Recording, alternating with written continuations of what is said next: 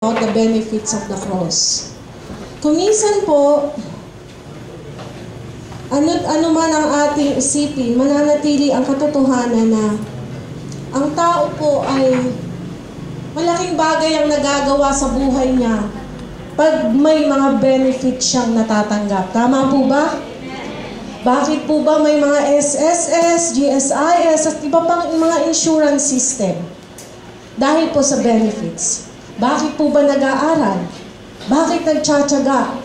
Dahil sa mga benefits. Dahil ang buhay po ng tao, sa ayaw natin sa hindi, kailangang ma-enjoy mo yung mga benefits ng buhay mo.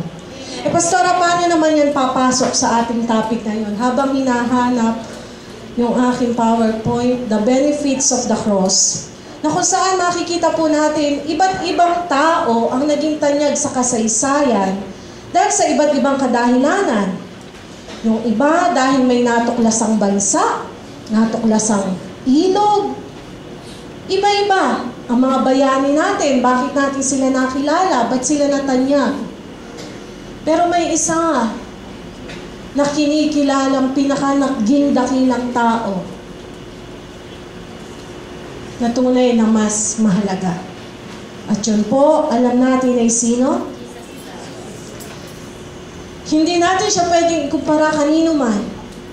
So ngayon, sa mga kapwa ko kamanggagawa at sa mga bago, ano ang buting maidudulot nito sa buhay natin? Bago po magpasko, habang tinitingnan ko to, nagkaroon pong muli yung puso ko ng eagerness na mag-research about the cross. Habang ang buong mundo, sabi ko, pambihira, dapat ang message kong pinagsusumikapan ngayon about Christmas. Parang Lenten season itong pinaghahandaan ko. Na parang sa puso ko, parang kakaiba naman yata ako. Ba't parang na-excite ako sa Lenten season, Christmas season ngayon.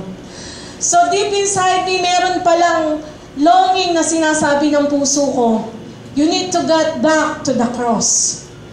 Sa mga matatanda na pong Kristiyano, minsan po, hindi natin na-enjoy masyado yung ating pagiging Kristiyano. Tama po ba? Minsan parang nagiging ritual na lang, kahit yung mga gawain ganito. Sabi nga, pag nagpakatotoo ka, ano ba talaga nararamdaman mo? Pero sa umaga ito, nais ko pong, makita natin the benefits of the cross. Una po nating tingnan, ano nga po itong nakikita nyo sa harapan nyo to? Cross. Pagka wala ka pang encounter sa cross, hanggang sabihin mo lang, cross yan. Cross baga. Tama po? Pero ano ba yung totoong malalim na kahulugan ng cross? O ng krus? Sa buhay ko at sa buhay mo. At nawas, pagkatapos nito, makita natin ang kahalagahan ng cross sa buhay natin. Ang cross po, ang pagkamatay ng Panginoong Hesus ay naganap doon sa cross. At titingnan po natin ang mga dakilang aral mula dito. Una, ang cross mismo. Sabi po ng salita ng Diyos, sinumpa nung mga panahon na yun ng sino man na nahahang sa cross. So yung mapako sa cross, malaking kahihiyan. Pwede po ba nating basahin ito? Yung the cross mismo, ano yung sinisignify niya sa buhay natin? Pwede po ba natin sabihin lahat, canceled curse? Canceled curse. Sa isang utang, ano po bang minimithi mo? Madagdagan o makansela? Sa sakit, sa karamdaman, lahat po tayo ay may kanya-kanyang karanasan.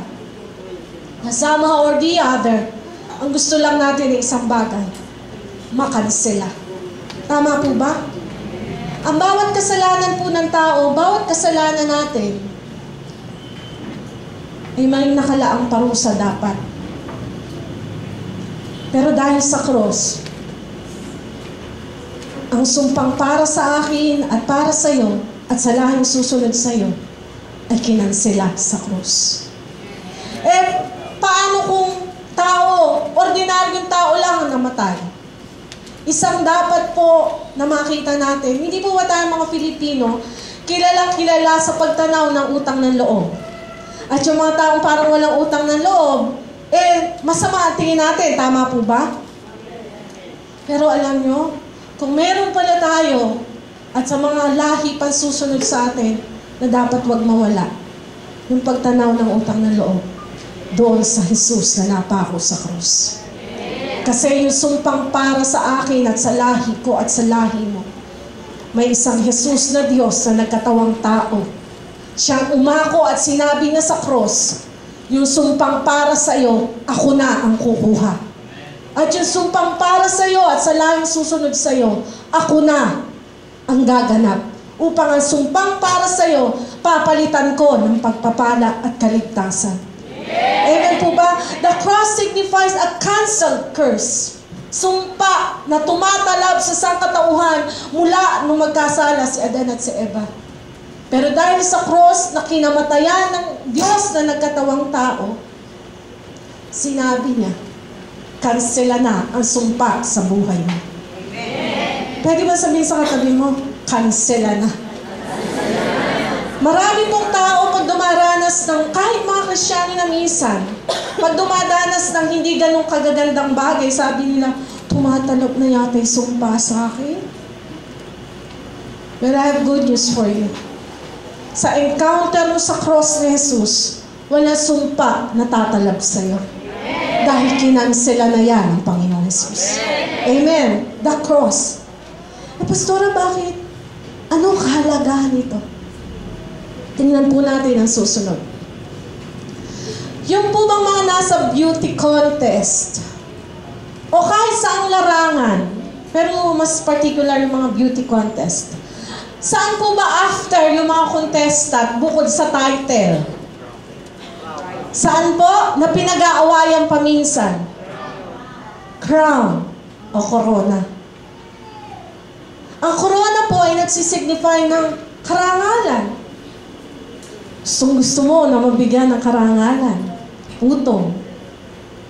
Pero paano kung ang koronang ilalagay ay koronang tinik?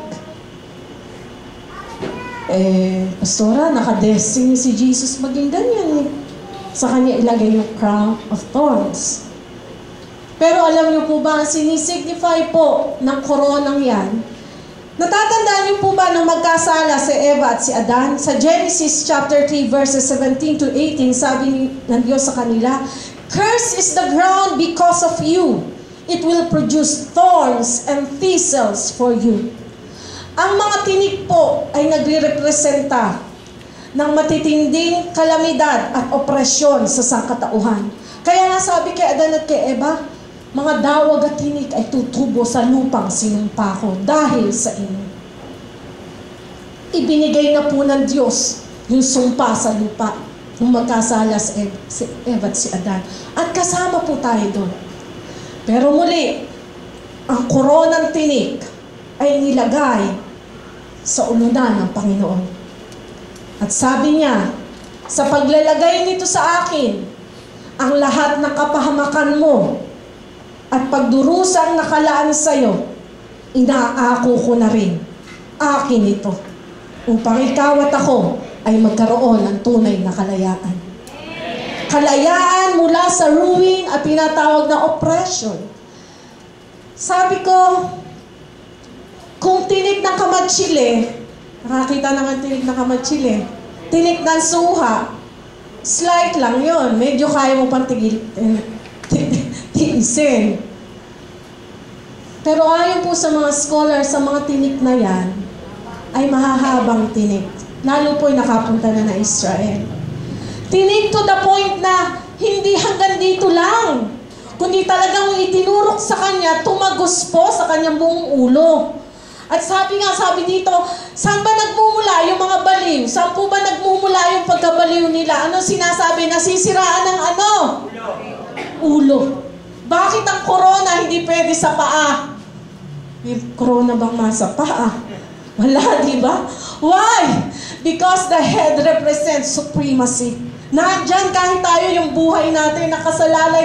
Pag pangit yung naiisip mo, pangit din nagiging buhay mo. Kaya katabi mo, hindi pangit ang seminar na ito. Para mamaya, paglabas mo,